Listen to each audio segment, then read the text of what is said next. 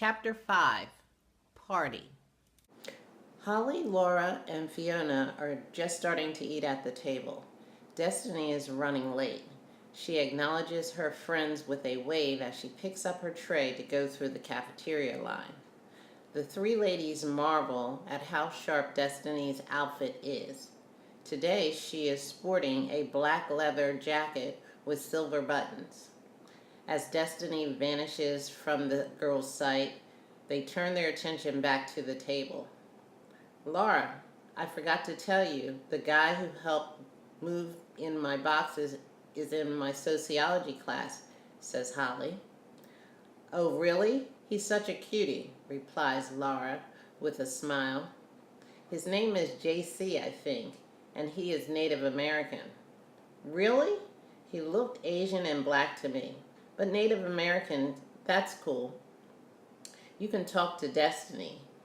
He's her partner for the sociology research project we got the other day. Oh, she is? Yes. Destiny is JC's partner, and their topic is health and wellness. Becky is partners with Freddie, and their topic is gender. And I'm with Teddy, and our topic is race. Hey ladies, what's up? Announced Destiny as she arrives to the table. Before anyone could reciprocate Destiny's greeting, Becky and her friend Sophia stop by the table. Becky checks to see if Destiny would participate in the fashion show for Alzheimer's. Destiny's scheduling concern is homecoming at her sister's college in North Carolina. Destiny never misses it. Her sister attends an HBCU, and Destiny would not skip the weekend of family, fashion, football, the halftime performance, and fun for anything. Fortunately, the homecoming is 2 weeks prior to the fundraising fashion show. Becky is pleased that Destiny is available. Becky and Sophia decide to join the four ladies at the table to explain the details of the show. First, Becky invites Laura and Fiona to also participate in the show. Fiona is on board, but Laura wants to think about it. Becky informs the lady they could choose outfits from their own wardrobe or from 2 of the local clothing stores sponsoring the fashion show. Holly knew she would need some of the outfits from the sponsoring clothing stores because her wardrobe is limited to jeans and t-shirts.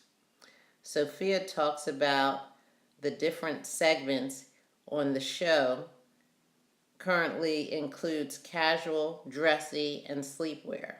The sleepwear prompts Sophia to check to see if anyone is going to the fraternity party.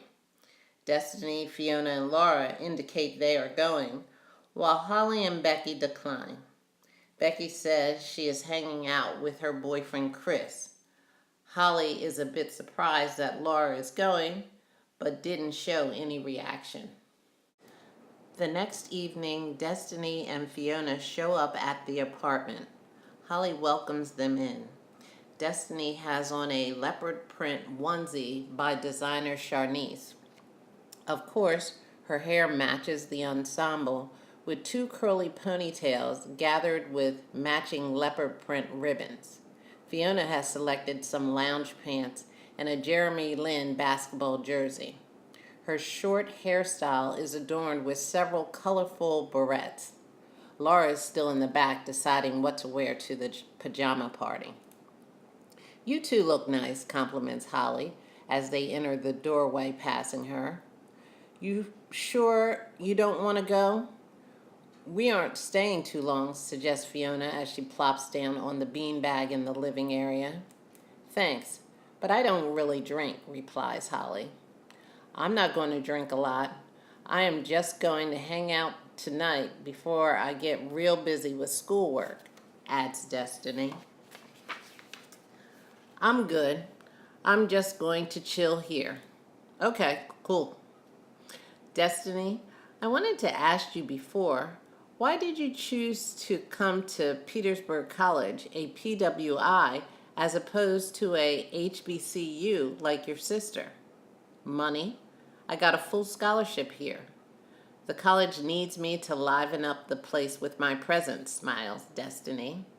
Plus, you clowns wouldn't know what to do without me. Yeah, right, laughs Fiona. Destiny looks at her cell phone in her teddy bear pocketbook for the time, then yells back to Laura, who has been in the bedroom for a while. Elle, what's taking so long? I don't know what to wear, Laura yells back, sounding frustrated. All three of the ladies make their way to the bedroom to assist Laura. Destiny and Fiona are surprised at the size of the one bedroom. It is bigger than the average dorm room sizes. Both walk over to Laura's bed, where she has sprawled out some of her pajama options. The first option laid out is a long nightgown with ruffles at the bottom. Fiona teases Laura by asking if it belongs to her grandmother, and did the gown come with a candle holder and candles to see at night. Destiny picks up the nightgown and offers to throw it away for her. Option 2 is a pair of sweatpants with a football jersey, and the last option is a Christmas-colored flannel pajama set. Fiona suggests the sweats with the football jersey, while Destiny chooses the flannel pajama set. Holly is the tiebreaker, but wimps out and gets a coin to toss, as Laura calls heads or tails. The sweats and jersey wins, so Laura goes into the bathroom to change. Laura pulls back her hair into a headband and puts on some lipstick. Each of the ladies double checks themselves in the full-length mirror. Holly walks them to the door, and they head out to the party. Holly finds her phone and calls her sister. Even though neither Destiny nor Laura have ever been to a frat party before, as upperclassmen they have heard about them. Fiona has been to some but never stays too long. The three promise to stay together to watch out for one another. As they approach the house, several students are hanging out on the porch with red cups, casually talking and drinking.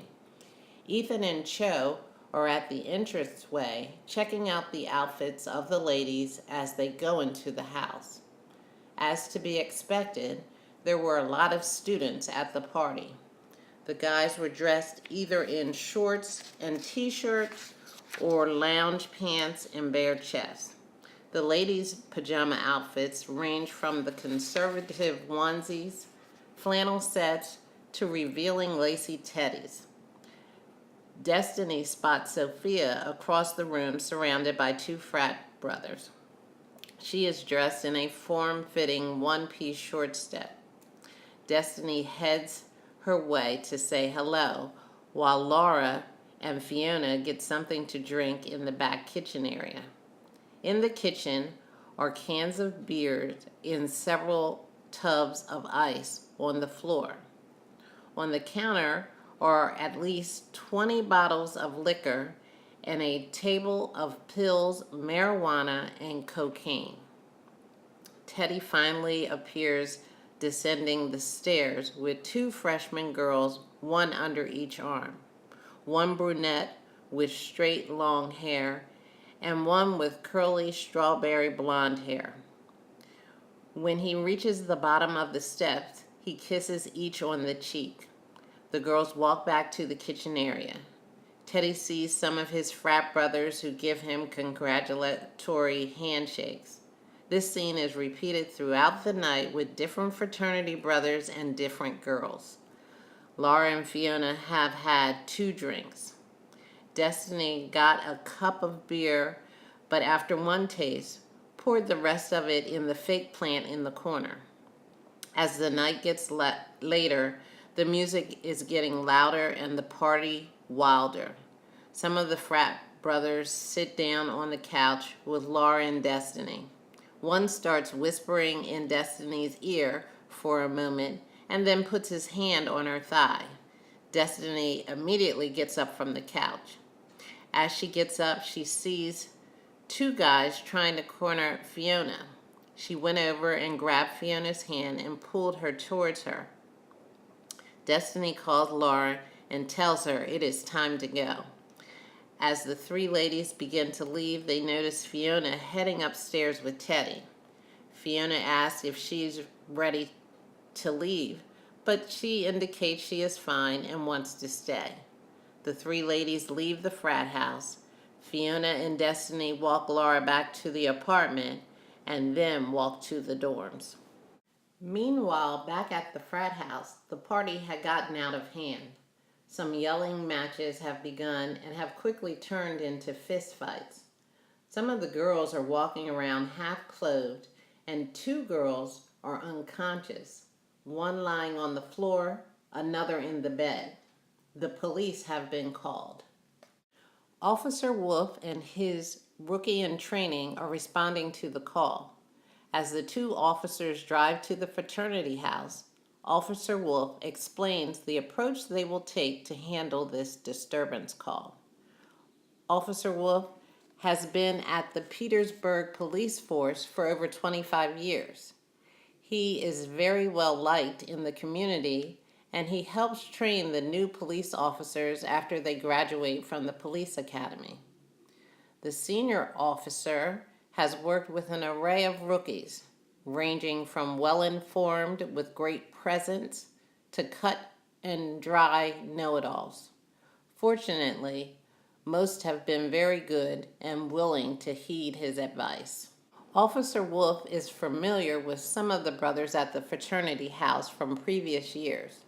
Some of them have worked in the community, painting recreation centers and providing tutoring services. The patrol car is turning onto the street where the fraternity house is located. One of the pledges calls Teddy and notifies him the police are coming. Teddy instructs the frat brothers to hide the drugs and liquor and turn the music down. Cho and Ethan carry the passed out girls to the shower to wake them up. Then they proceed to escort some of the partygoers out the back door. As the officers arrive, Teddy and Ethan try to make themselves look presentable and rush to the front yard to talk with the officers. "Hello, Officer Wolf. How are you doing this evening?" Teddy yells as he and Ethan walk towards the police, trying to keep them away from the house. "Teddy, Ethan, we have gotten a few calls regarding loud music and a lot of drunk students making a lot of noise," responded Officer Wolf. "My apologies. You know it is the first party of the year. A lot of crazy freshmen are getting too wild." "Freshmen? You know it is illegal for students under 18 to drink alcohol and anyone under 21 to have liquor," inserts the rookie police officer. "Absolutely," replies Teddy. "So you don't mind if we just take a look around, make sure everything is okay?" asks Officer Wolf. Teddy hesitates a moment. Ethan looks back at the house and sees Cho giving him an inconspicuous thumbs-up sign. "That's fine, but the place is a bit of a mess," informs Ethan. Ethan and Teddy slowly walk the police officers across the yard to the front door. Teddy passes some partygoers and tells them the party is over and they need to go home. As they get to the door, Ethan and Teddy are amazed how straight the place is. Sophia and two of the girls help clean it up. The girls kiss Teddy and Ethan on the cheek and leave to go home. Although the living area is clear, the boys have some trepidation about the kitchen area where all the liquor and drugs are stored. There are 3 frat brothers just standing around the kitchen. Officer Wolf looks at them for a while. The rookie peeks out the back door and then turns back. The officer tells them to make sure everyone went home and to keep the music down. Both Teddy and Ethan walk the officers out and shake their hands. It is a rainy Sunday morning. Holly still went for her morning run. Laura is still in bed when she returned. Holly gets in the shower and dressed for the day. She is eating her yogurt and watching Joel Osteen when Laura comes out of the room. "How was the party last night?" Holly asked, turning down the volume on the television. "Okay, I guess. The beer was nasty, and a lot of silly freshmen were there," Laura replied. "What did you do last night?" "Not much. Talked with my sister." "How is she doing?" "Her divorce is actually going well between her and her ex, but interesting enough, it is affecting the girls she is trying to mentor." "How so?"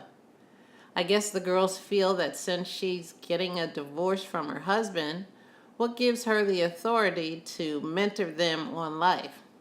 "I don't know. I guess in their young mind, they may have a point." "Well, it's nice to be that innocent. They see the world in black and white. They don't realize as you get older, there are shades of gray. People make mistakes." "True. I'm going back to bed." Laura goes back to the room and Holly turns the volume back up on the television. The new school week begins. Dr. Dayton winds down his lecture for the day. He reminds the class of the upcoming exam, which is in 2 weeks.